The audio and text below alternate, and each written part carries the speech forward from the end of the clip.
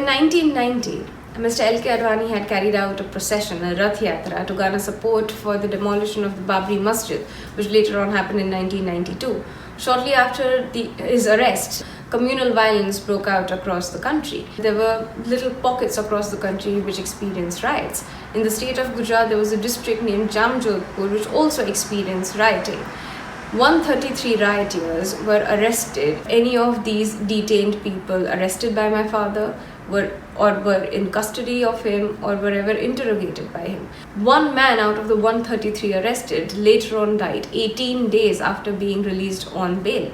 It is extremely strange that how a death that occurs 18 days after being released, a death that occurs because of no indication of torture, there is absolutely no evidence of any internal or external grievances or any injury, that this is not a death by torture. Yet this death is labelled as a custodial death, and the blame of which is put on my father, Mr. Sanjeev Bhatt, a man who never arrested him, whose custody he was never in, and who never even met the deceased. No one directly linked to the case was called by the prosecution as witnesses. 33 people who had nothing to do with the case were called in as witnesses. It was placed before the court, but it was not taken under cognizance. We want a fair trial. That is all that we have been pleading for. That take into cognizance all of these evidences, call in the people who are directly linked with the case, interrogate them, examine them, let us examine them, you cross-examine them. That is our only plea. Our plea is a fair trial, that is all. On the 27th of February 2002, shortly after the burning Sabarmati Express at Godhra station, an official meeting was called in by Mr. Narendra Modi in his residence, where he very clearly exclaimed that let Hindus vent their anger, and he directly gave orders to all the state functionaries to step down, look the other way, while the Hindus vented out their anger. My father was present at that meeting. Shortly after the 2002 riots, Narendra Modi went out on a victory march, going to different ghettos where the violence broke out in bigger magnitudes, and gave inflammatory speeches further stoking communal tension.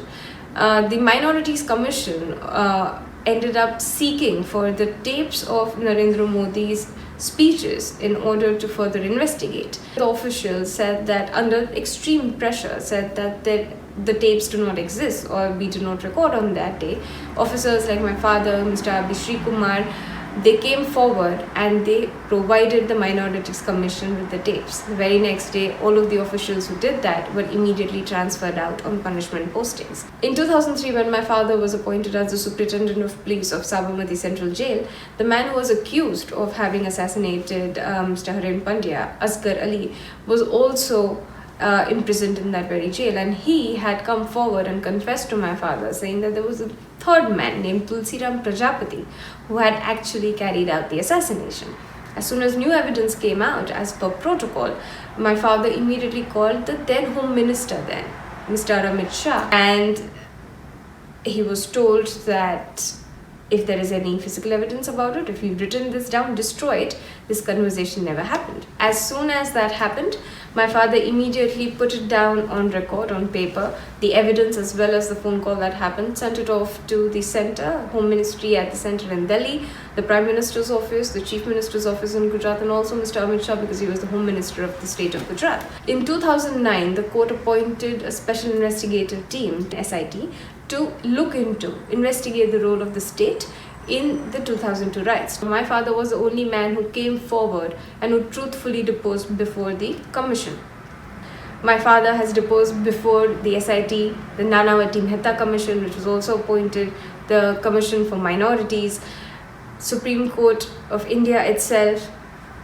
All of these years, since 2009, no stone has been left unturned to deter him from deposing, to silence him, to break his resolve. But he relentlessly continued doing that at great personal and professional cost. In 2014, when Narendra Modi became the Prime Minister of India, shortly after him assuming office, my father was dismissed from duty under the frivolous ground of unauthorized absence. As the BJP and Narendra Modi kept growing in power, their vindictive victimization kept on growing as well. My father is the sole surviving witness to the state's complicity in the 2002 riots. My father is the only man who can link Narendra Modi to the 2002 riots.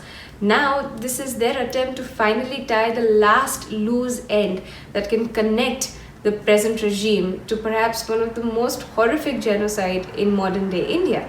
On 5th of September 2018, in the early hours of the morning, they came and they took my father away under the pretext of questioning him in a 30-year-old dormant case. And since then, we have been moving and running from pillar to post, trying to seek for justice, trying to seek for a fair trial, trying to seek justice for my father. This is a fight to the finish, which we will fight. We are trying to fight this within the legal norms of our Indian system. They are trying to put in each and every force that they have to silence my father once and for all.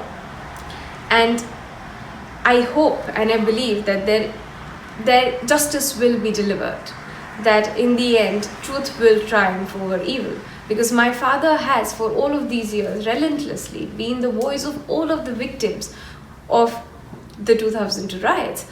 He has defended at great personal and professional cost all of these people who could not stand up for themselves. It is now more than ever our duty to now defend the defenders when the very defenders are being victimized by this fascist system.